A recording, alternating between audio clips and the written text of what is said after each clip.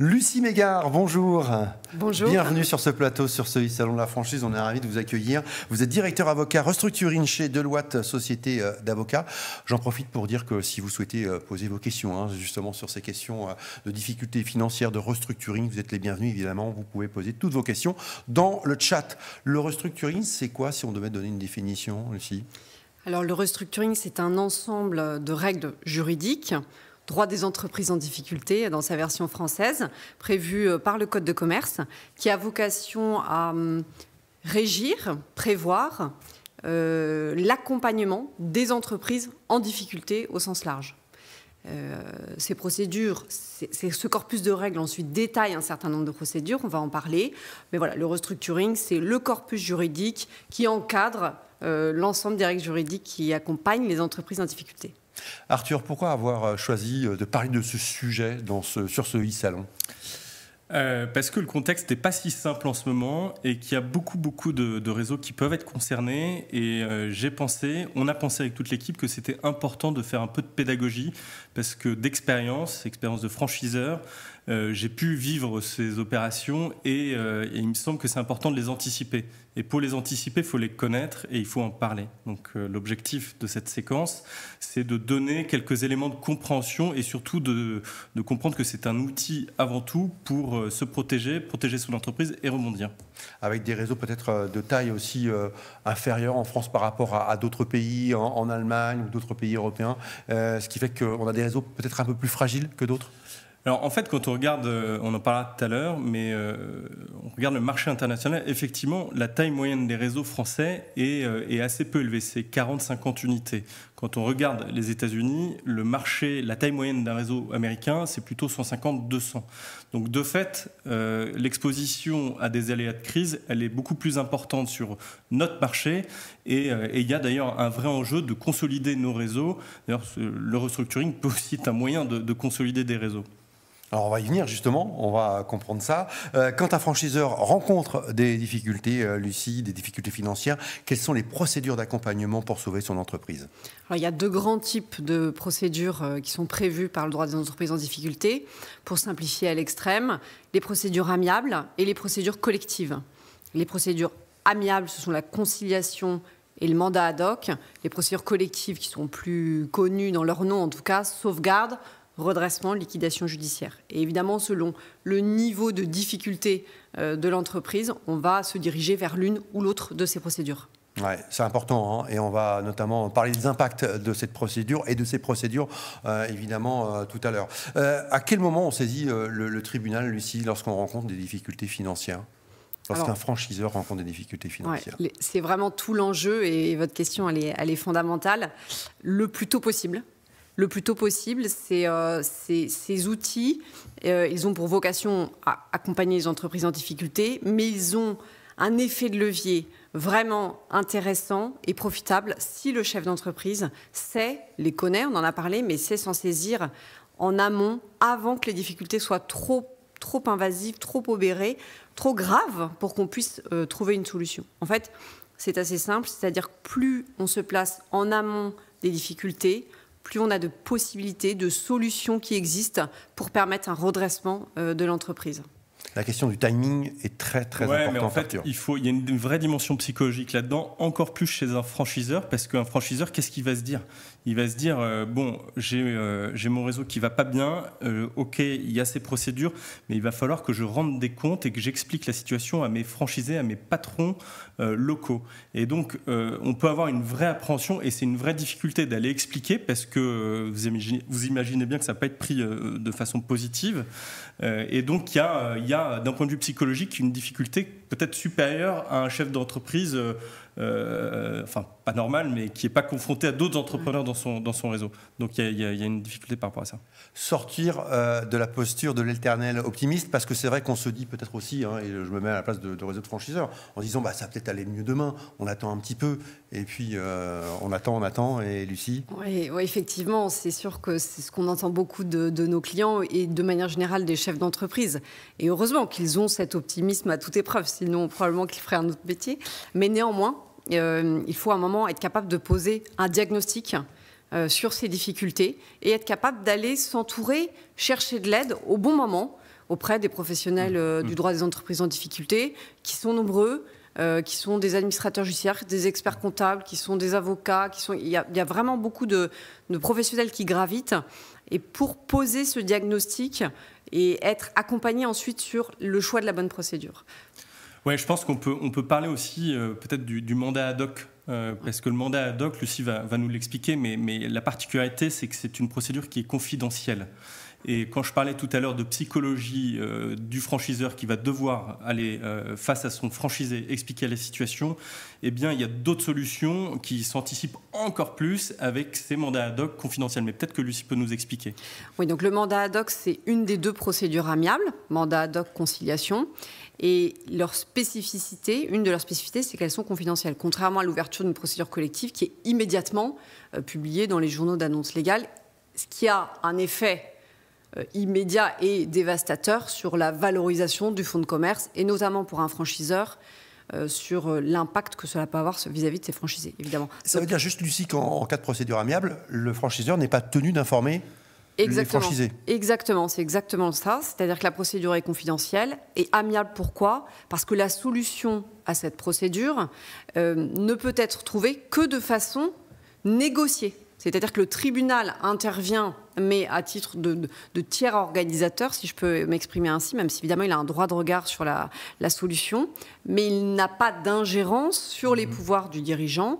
Et c'est au dirigeant accompagné du conciliateur, du mandataire ad hoc nommé par le tribunal, qui va devoir négocier avec ses partenaires une solution pour évidemment repartir vers le chemin de la pérennité.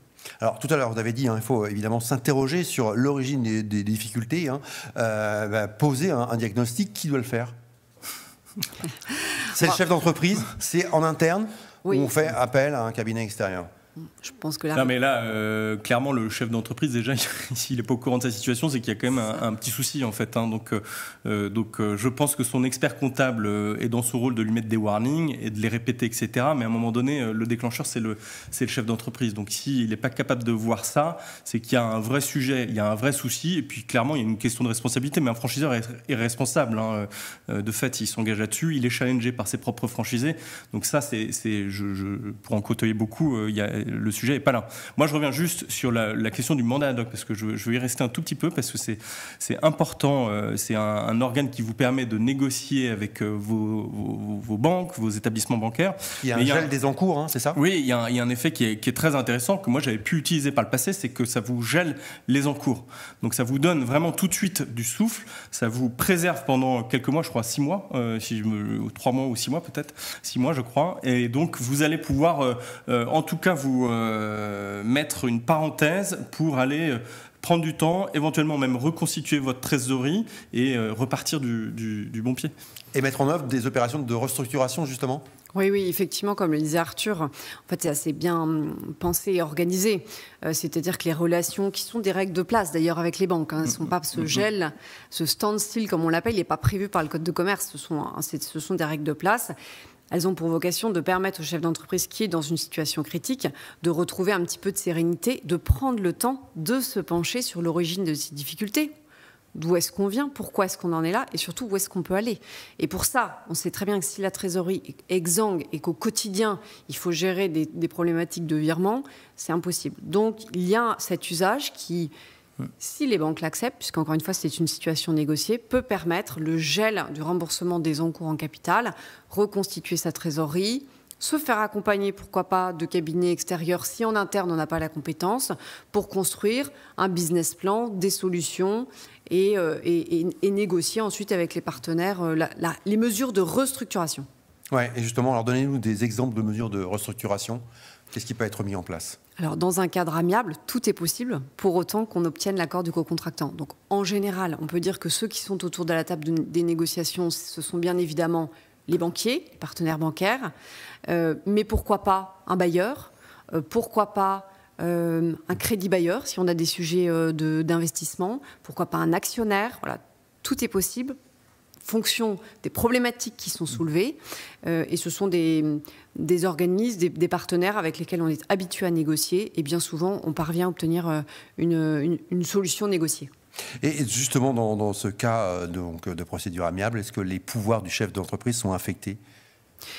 Non, c'est un des avantages et je trouve quelque chose qui aide parfois les dirigeants à prendre la décision d'aller vers la procédure de mandat ad hoc ou de conciliation, c'est que le dirigeant reste absolument maître de la situation, responsable, comme l'a dit Arthur, et à tout moment, il peut décider de mettre fin à la procédure. Donc la procédure est à sa main, sous l'égide d'un conciliateur qui est nommé par le tribunal. Et la rémunération également, il peut toujours avoir la même rémunération ?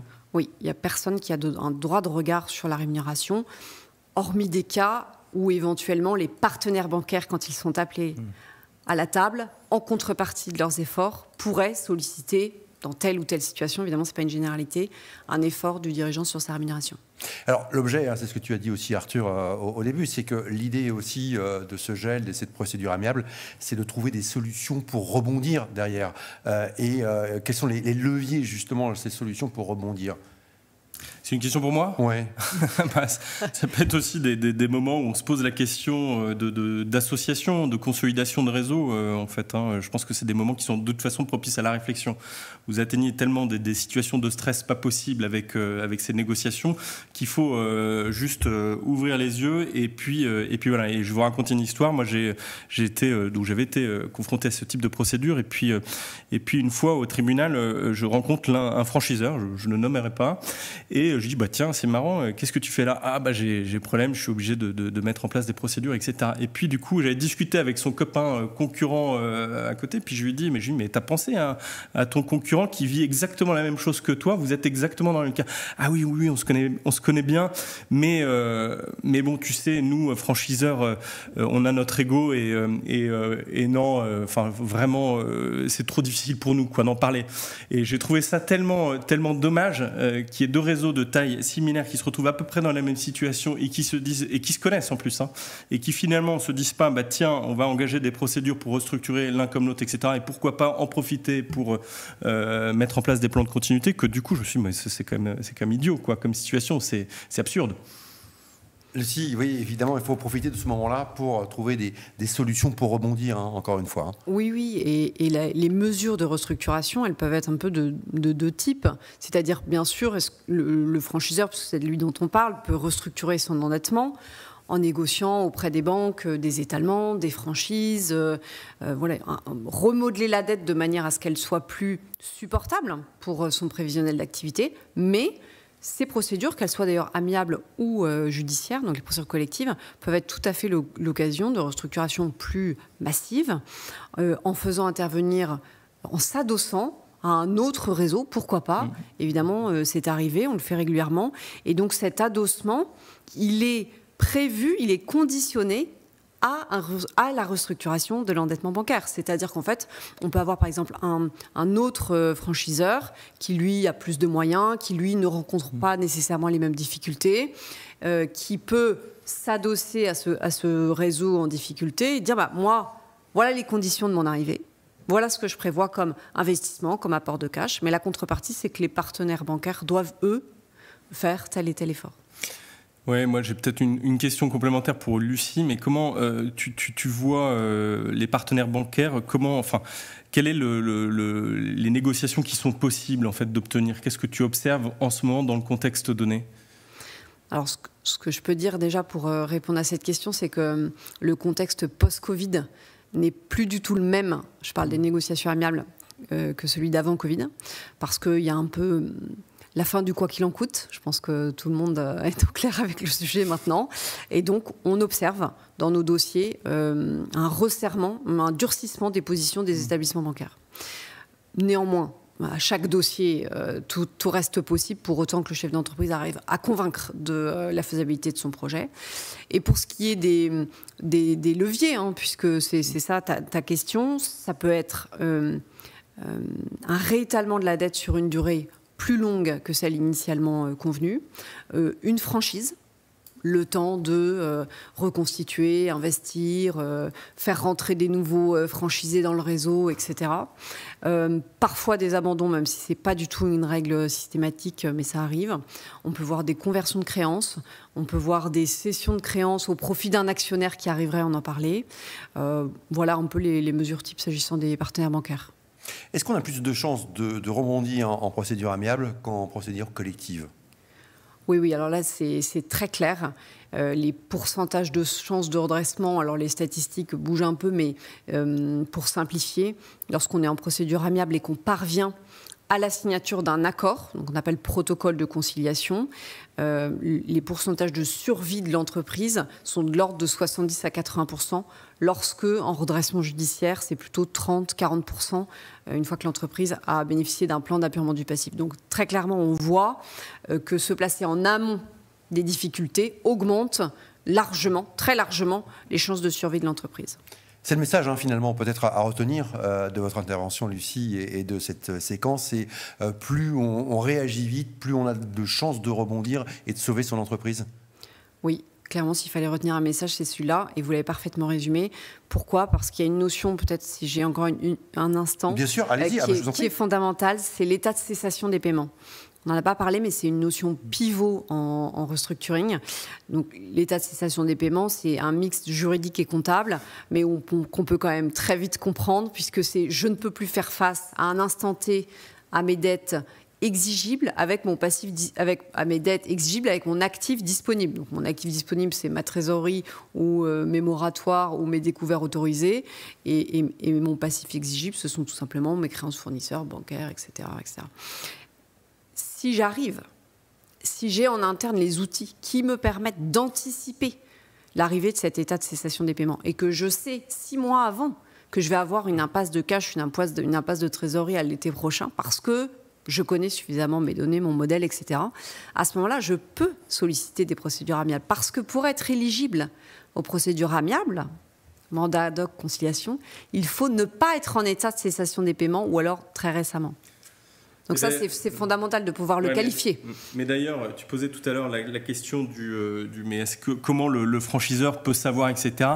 On a été un peu vite, mais il y a clairement la question de l'outillage interne, en fait. Le franchiseur, pour anticiper, il doit avoir des bons outils. Et quand on est jeune réseau, on les a pas forcément. Alors, les réseaux matures les ont, mais clairement, il y a cet enjeu d'outillage pour justement savoir piloter sa trésor au quotidien, l'anticiper, et puis voilà. Donc, ça, c'est un point qui est important. Merci en tout cas de nous avoir éclairé. Est-ce qu'il y avait autre chose, Lucie, que vous vouliez ajouter qui vous semblait essentiel sur le restructuring ? Non, je pense que tout a clairement été exposé, anticipé et prévoyez les outils pour vous permettre d'anticiper les difficultés. Et puis plus d'infos également, on retrouve des informations sur le restructuring sur le site donc, de l'Express Franchise Commerce et Associés. N'hésitez pas à vous renseigner. Merci beaucoup, Lucie Mégard, d'être passée ce soir sur ce salon de la franchise. Merci à vous.